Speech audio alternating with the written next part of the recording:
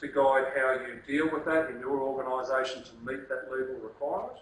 And if there's a policy, you can bet there's probably going to be procedures and requirements to match.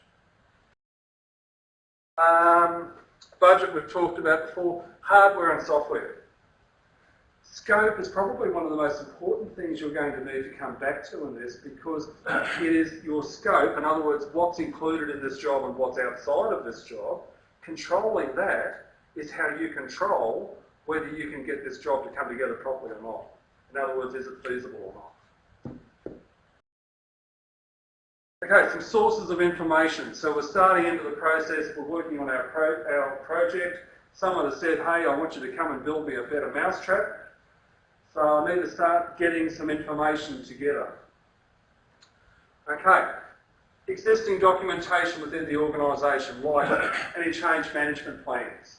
So if there's any changes already coming in the pipeline for this organisation and how they deal with those changes, we need to know about it. Otherwise, the project that you're working on could conflict with another one of the projects that are out there. Any project management plans. So it's very important that you understand what other projects are happening at the same time as yours, or which ones are happening just before yours or after it, because there'll be relationships you need to be aware of. Doco, we're all the time talking to you about the need to maintain accurate documentation, because you're going to need to have your current systems design plans. You need access to the documentation for the organisation. Okay?